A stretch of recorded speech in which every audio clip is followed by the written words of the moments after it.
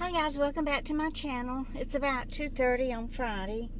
I am on my way to Walmart. I need a few things, so I figured I'll go there and buy my money orders to pay my rent and my health insurance premium.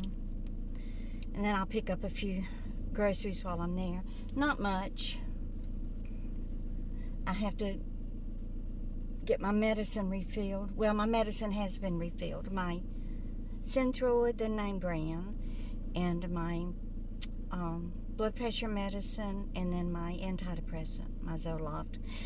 The antidepressant is only $6. I can take the generic in that, and I can also take the generic in my blood pressure medicine. I think it's called bisoprolol HCTC, but I cannot under any circumstances take the levothyroxine. So my doctor, since he has me taking the 125 on Saturday and Sunday, and then I take the 137 Monday through Friday, so I only need 65 pills for the 3 months. Y'all, they wanted to charge me over, they did charge me over $200 for those 65 pills. But I looked it up on my GoodRx app, and I was able to get them for $108. So my med pay today will be the 108 plus 12. So what is that? 120? So that'll be 3 of my medicines that will last me for 3 months. So I'm not going to complain about that. It would be very selfish to complain about it. I wouldn't be able to survive without the thyroid medicine. So anyway, I guess all of y'all who have been following the Murdaugh trial saw the guilty verdict come in early this morning. I was hoping he would be dressed in an orange jumpsuit, but they had him in a tan colored one, and he looked very sickly and frail. He didn't look like the powerful attorney that he was trying to portray, wearing that sports jacket and dress pants. But I'm glad that it was a unanimous decision. They all found him guilty, and he is guilty.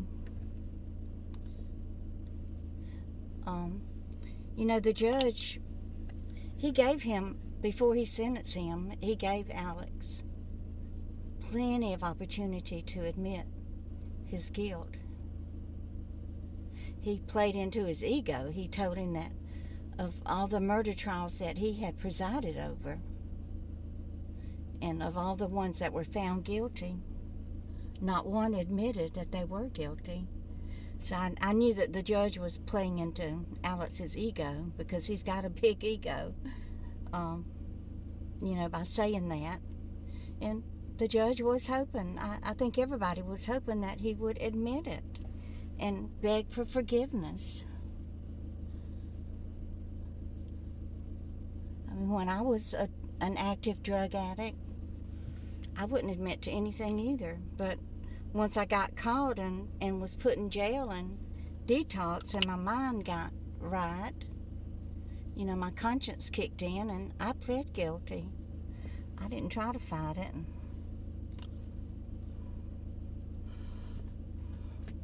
Does that look any better?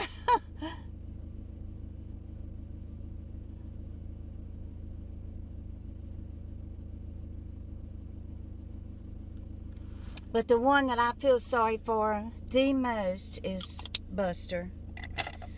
I know a lot of people might hate him because he was supporting his father, and he is part of the family, but you can't help but feel sorry for the boy. He lost everything, his mother, his brother, his father.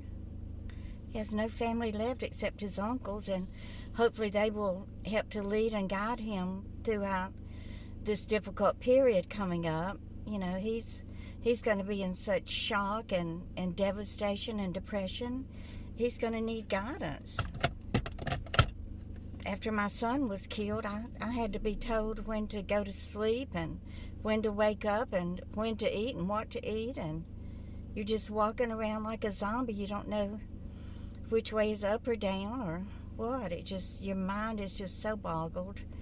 And I saw him sitting there chewing on his nails, and I did feel a lot of empathy for Buster. But I think that, when the jury went to view the property, the Moselle property, and Maggie's bike was sitting parked in the front yard, rusted, and then there was looked like a hand-painted planter on that little table on the porch that had Buster written on it. Apparently a pottery item that Buster had made when he was a child. That was placed there. I read online that there was a shirt in the window, but I didn't see it. Did y'all read that? And did you see a shirt? I'm wondering if somebody tried to sneak that shirt into the window, or one like it that Alex had on when he was out there by the tree. They're saying that that's the clothes that he was wearing when he committed the murders. But the judge gave him the maximum sentence, 30 years. 30 years consecutively on each count, and I was happy to see that. He'll never see the light of day outside of a prison cell. And he just stood there and still continued to lie and say that he didn't do it. Just so crazy. I was very proud of the state attorney and the office, the attorneys who worked so hard to present all the evidence and to, bring the truth to light. They worked hard, and it was kind of soothing to me to hear the Southern accents, and it made me so happy to hear all of those Southern attorneys with their Southern accents and saying y'all and just pronouncing all the Southern words like I was grown up to talk and to say and to pronounce. And a lot of times we are made fun of and accused of being ignorant because of our Southern accent, but you could tell by those attorneys none of them are ignorant in any way, and I think their Southern accent is more pronounced than mine. So I was very proud of that group of attorneys who brought forth all of the evidence. And gosh, just 6 weeks of being in a hotel and away from your family and just going over all of that trial day and night and not eating right and not sleeping, and then having to see those autopsy and just the pictures of the crime scene. And I've never seen a human brain, and I don't want to see one, so I'm sure that was very difficult for the jurors and the attorneys working on this case. So I just wanted to give my opinion of this Alex Murdaugh trial. I'm glad it's over. Maybe I can get back to cooking and filming and making videos, because I've spent an enormous amount of time watching it on YouTube. So let me know how you feel about it. I will read your comment and respond to it, whether you believe that he was guilty or not guilty. We won't argue over it, but you are free to express your opinion, as long as it's done in a kind and respectful manner. So y'all, please give me a thumbs up and share. And if you're new here, I would love it if you would join my YouTube family. You will be loved and accepted here. And y'all, just keep on coming back. Bye, guys.